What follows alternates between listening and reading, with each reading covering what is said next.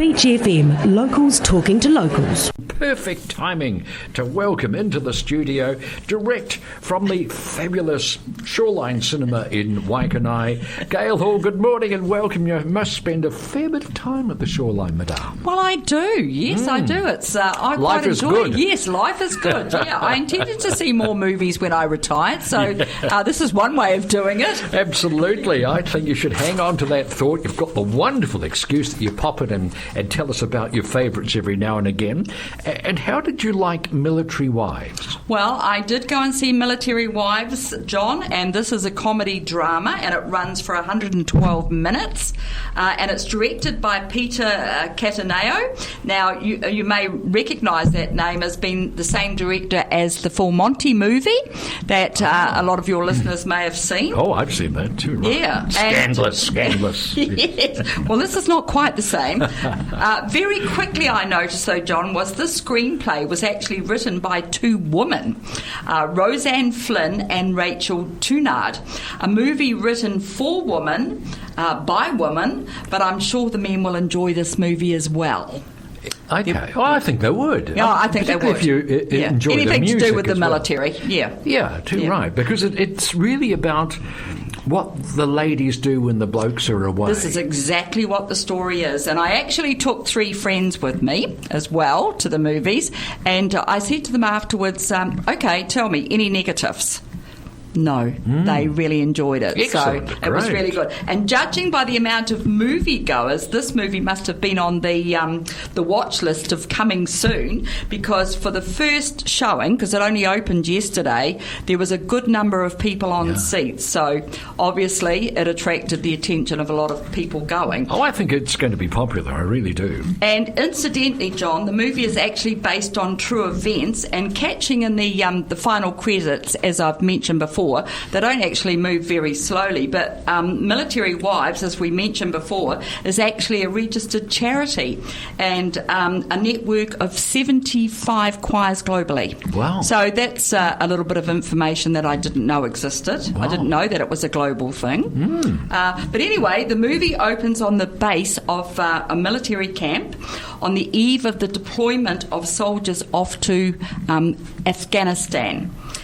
We see the various different goodbyes, because there's several characters in this, and they all say their goodbyes to their husbands, and of course there's children at home too for some of them.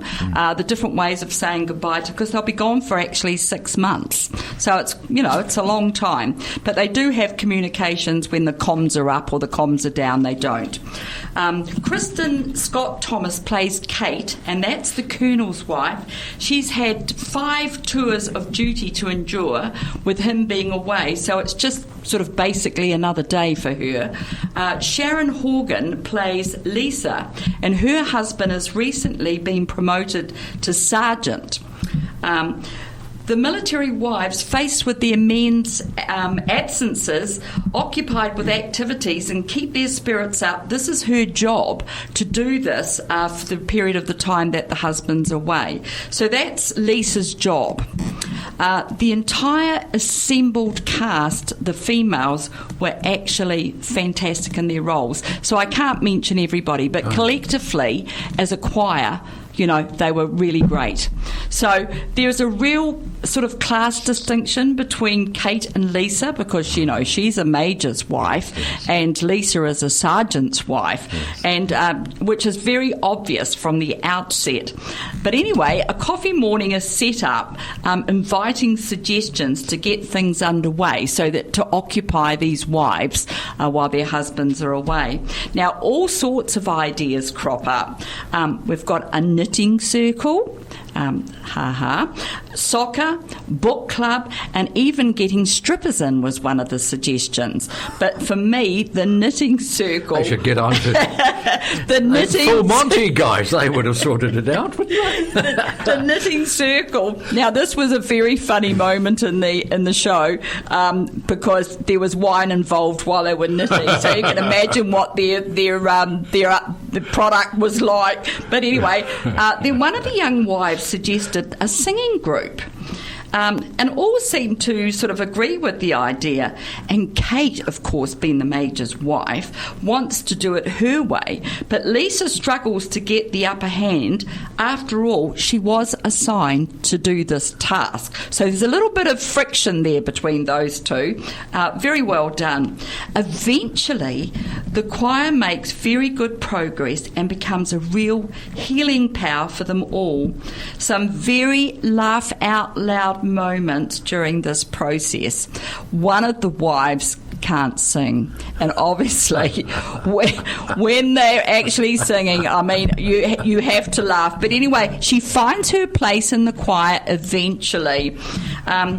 They become very good, of course, and make a lot of progress, become, sort of really healing. Friendships are made and everything like that amongst the wives. They're heard at one of the rehearsals by the General, and he puts them forward to perform at the Military Festival of Remembrance, and this is going to be held at the Royal Albert Hall in London. It's a daunting thought, really, for all of them, because when they start off, they're a mishmash of tune. They really are. But as it progresses, they do actually, it becomes beautiful. But anyway, aside from that, a black cloud falls over the group when one of the wives' husbands is actually killed in action. And did you say that they're in Afghanistan? Yes, most of them are all in Afghanistan, on tour of duty, a hot war, exactly.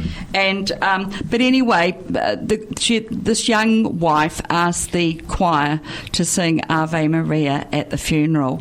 So please be prepared for the tissues, because it's beautiful. And also Kate's husband, the Colonel, he's sent home because he's got shrapnel wounds, and their son was actually killed in a previous tour. So the situation is not good, and there's a bit of conflict, amongst those two. They just can't seem to address his death. But anyway, carrying on.